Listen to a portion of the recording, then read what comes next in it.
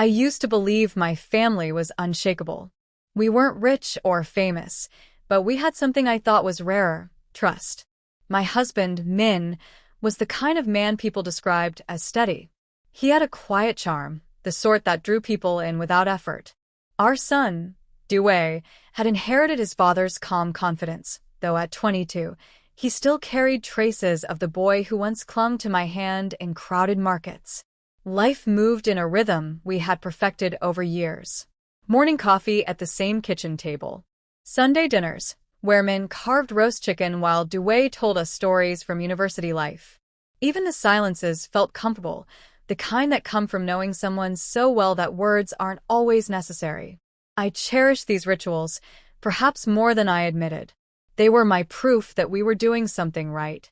While friends confided about their family troubles, I listened with quiet gratitude, thinking, that could never be us. Yet looking back, I realized the cracks had already begun to form. It started subtly. Dewey began excusing himself from family dinners. Study group, he would say, or just grabbing a bite with friends. I wanted to believe him. After all, a young man deserved his freedom. Min would shrug and say, he's growing up. Let him be. Then Min's own routine shifted. He used to come home right after work, but recently he'd been caught up at the office more often. When I asked about his long days, he smiled in that practiced way, the kind that revealed nothing, yet discouraged further questions. I told myself I was overthinking. After all, what reason did I have to doubt him? One Thursday evening, we sat together in the living room. Min scrolled through his phone, barely glancing at the television. Dewey, home earlier than expected, came in quietly and gave his father a look I couldn't quite place. It wasn't unfriendly, but it held something private.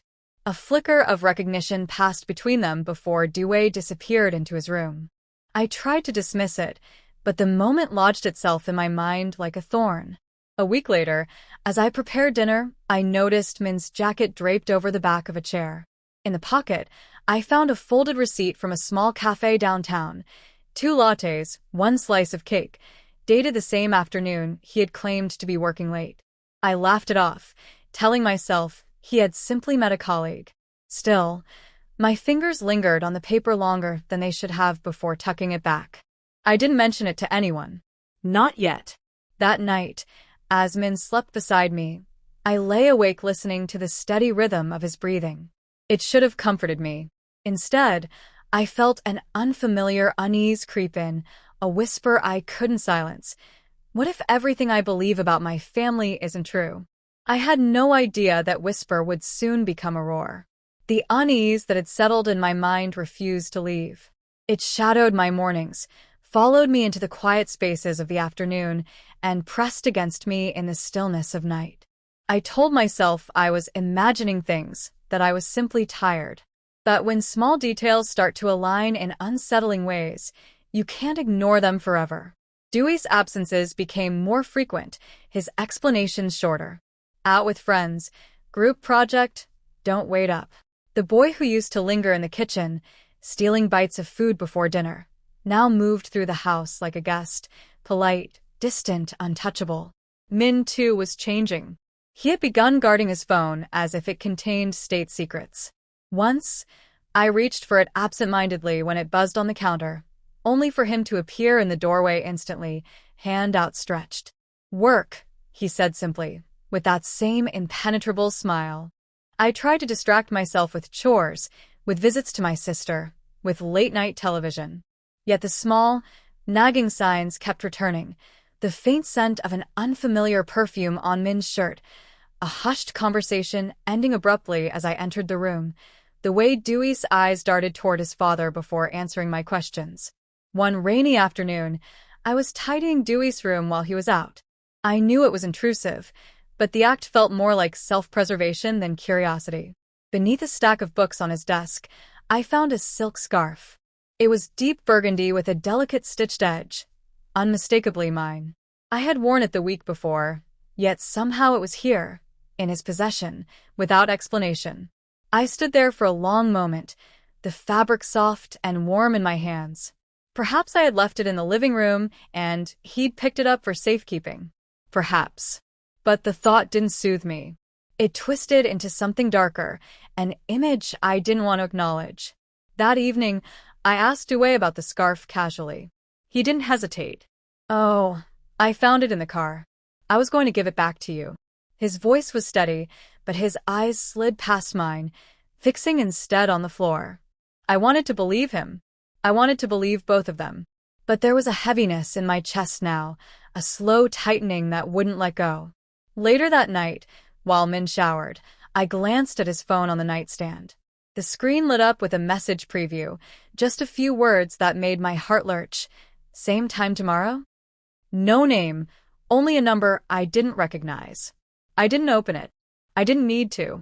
As I lay in bed beside him, the rain still whispering against the windows, I realized something had shifted beyond repair. The family I thought I knew was changing, and I could feel the truth moving toward me like a storm I could no longer outrun. The message on Min's phone had taken root in my mind, growing into something poisonous. I told myself to wait, to gather facts before confronting anyone. But waiting was its own kind of torment. 2 days later, I decided to surprise Min with lunch. He had said he'd be buried in meetings, and I imagined a smile when I appeared at his office door with his favorite banh mi and a cup of strong coffee. It felt like a small act of love, or perhaps a test I didn't want to admit I was giving. When I arrived at his workplace, the receptionist looked puzzled. "Oh, Min isn't here today. He's on personal leave." Her words felt like ice against my skin. I stepped back onto the street, my lunch bag suddenly heavy. My instinct wasn't to go home. It was to walk. And as if guided by something beyond reason, my feet carried me toward the small cafe printed on that receipt I had found in his jacket pocket. The place was quiet, the soft clink of cups and low hum of conversation filling the air. I almost turned away, and then I saw them. Min sat at a corner table, his posture relaxed, his face open in a way I hadn't seen in months. Across from him was Dewey. They weren't merely sharing coffee. There was an intimacy in the way they leaned toward each other, their heads close, voices low. Min's hand rested briefly over Dewey's on the table, a gesture too deliberate to be accidental. I froze. My mind scrambled for explanations, a serious talk about school, perhaps, or some private father-son matter. But as I watched, I caught fragments of their words over the cafe's quiet music. "Don't let her find out yet." Min's voice, gentle but firm. "I think she already suspects," Dewey's reply soft, almost guilty. The walls of my chest seemed to close in. I couldn't breathe. I stepped outside, the air sharp and damp, and leaned against the cool brick wall. My hands trembled so violently, I almost dropped the lunch I had carried all this way. It wasn't just the secrecy. It was the alliance. My husband and my son, bound together by something they were keeping from me. The two people I had trusted above all others, standing on the same side of a line I hadn't even known existed. I didn't confront them then. I didn't trust my voice, or my ability to hear whatever answer they might give. Instead, I walked home alone, my footsteps echoing on the wet pavement. The lunch went untouched, the coffee cold by the time I reached my kitchen. That night, as we sat around the dinner table, they spoke to me as though nothing had happened. I smiled where I was supposed to, nodded when required, all the while knowing the truth was no longer just a suspicion. It was real, and it was only the beginning. The days after the cafe blurred into one long, airless stretch of time. I moved through the house like a shadow, performing the motions of life, while my mind replayed that moment over and over. Min's hand on Dewey's, their hushed words, the unspoken truth binding them. I knew I couldn't live in silence forever. One evening after dinner, I asked Min to talk. His expression shifted almost imperceptibly, the faint tightening around his mouth, the guarded tilt of his head. We sat in the living room, the hum of the refrigerator in the background. "I saw you," I began, my voice steadier than I expected. "At the cafe. With Dewey." He didn't feign confusion. Instead, he sighed, leaning forward with his elbows on his knees. "It's not what you think," he said, but the words rang hollow. When I pressed, His explanations felt like paper over a broken window, flimsy, unable to contain the damage. He spoke of private matters and protecting feelings, but never clearly stated what they were hiding. The omission spoke louder than any admission could. Later, I tried to speak to Dewey. He wouldn't meet my eyes. "I'm sorry," was all he said before retreating to his room. The door clicked shut between us like the final note of a song I no longer recognized. The betrayal was not just in their actions, but in their unity against me. Husband and son, the two people who should have been my safest harbor, had chosen secrecy over trust. The days grew colder, and so did our home. Meals were eaten in silence. The warmth that once filled these walls had drained away, leaving only polite exchanges and the sound of doors closing. I began spending more time outside, at the library, walking through the park, sitting alone in a corner cafe where nobody knew my name. One afternoon, as I watched leaves scatter across the pavement, I realized I had been waiting for an apology, for an explanation, for some miracle that would restore what we had lost. But waiting had kept me frozen in place.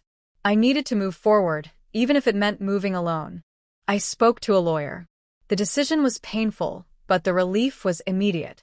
I would no longer live in a home built on half-truths and hidden alliances. Min didn't argue. Dewey said nothing at all.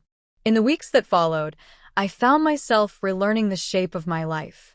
Mornings became mine again. I started cooking for one, reading late into the night, rediscovering the quiet satisfaction of making choices without fear of betrayal. I'll never forget that moment in the cafe, not because it destroyed me, but because it marked the day I chose myself. Trust, once broken, rarely returns in its original form. But strength grows in the space betrayal leaves behind.